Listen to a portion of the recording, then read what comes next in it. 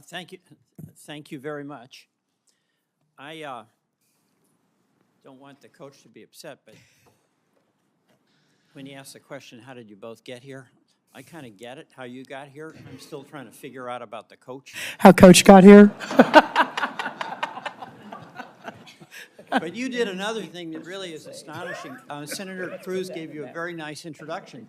And I didn't know something that he's kept on the down low. He actually has a sense of humor. So this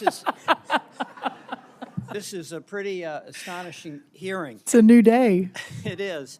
And thank you for your visit to my office and your enthusiasm about rural America. And I'm so delighted to be working with our new ranking member and our new chair to try to strengthen rural America. And I share the, I think, point of view strongly held by members of this committee that rural America really is about the great values and strength of America, hard work, family, community. And rural America has been under brutal pressure. And I think every single one of us wants to do everything we can to strengthen it, because a strong rural America is a strong America. A couple of things. We have been really blessed in Vermont with a very responsive Department of Agriculture. The Rural Development Organization in Vermont has helped us through the floods of July 23 and July 24.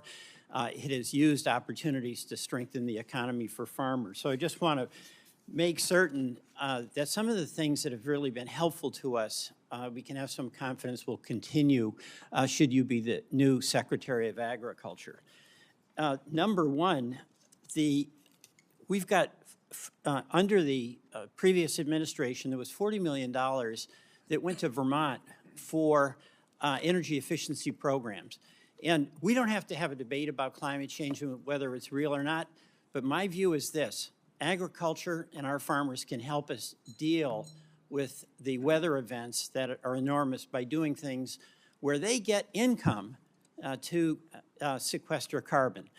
So without having the climate change discussion, I want to make certain that I can have some confidence that our farmers who are adopting regenerative agricultural practices, organic agriculture, are doing things that by all estimations make for good, healthy crops, but also reduce carbon emissions, that will continue to make that possible, and they'll get paid to do it, not just be asked through regulations to bear the burden. Senator Welch, thank you, and love visiting with you, and excited to come to Vermont if invited. I loved our conversation, and we actually talked about the workforce at USDA, at least those that you have interacted with and worked with, and hearing from you how excellent the service was and the good job that they did meant a lot to me, and I look forward to learning more and meeting them if confirmed. I think it's important to recognize, Senator, I will always have an open dialogue with all of you. I think I gave all of you my cell phone. No, you did. I did. Let me go on to the next one, because I just want to go through a few things. Another issue is labor on the farm. We can't milk our cows. We literally can't milk our cows without immigrant labor. And I'm for a secure border. I think all of us here are, but I'm also for legal immigration. And that is a real challenge for our dairy farmers. And I want to make sure that whatever we do to secure the border doesn't deprive our hardworking dairy farms and farmers access to the labor that they absolutely depend on. Can you comment on that? Senator, yes, thank you. And I appreciate everyone's commitment to a secure border. You are not the only one on this side of the room that has made the point that that's really important. But I know there is great concern amongst our ag community on what immigration under President Trump will look like. My commitment to you is this: that understanding the data and understanding the impact of those in the ag community, dairy farms, I think especially are concerned, but everybody is, ensuring that we're working with the nominee over at Labor, Lori Chavez-DeRemer, who is from Oregon. So we will work together on that. Yes, sir. And you appreciate the importance of having access to that labor for our dairy farms and others as well. I know that these cows need to be milked 24 hours a day, 7 days a week. It doesn't go away. If there's no one to milk them, that's big trouble. All right. Another thing, a shared view that a lot of the incredible challenges farmers have are because they don't control the weather.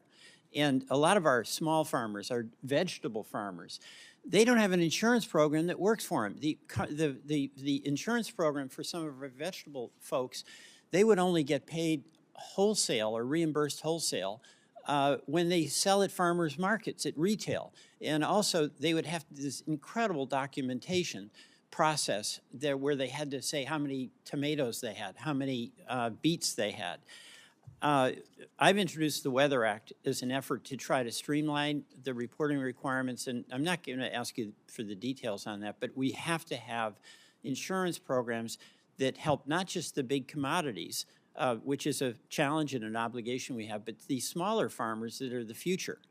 Can I count on working with you on that? Well, streamline, the word streamline is my love language. So yes, you and I will absolutely work together on that. And we've spent a lot of time this morning talking to everyone about restoring rural America and how important that is to the next 250 years of our country.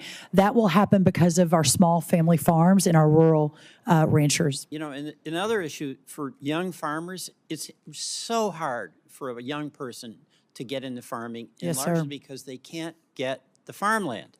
And there's a lot of concern expressed here, and I share it, about Chinese possibly buying up. But you know who's buying it up? It's private equity. I want farmers to be able to buy up farmland.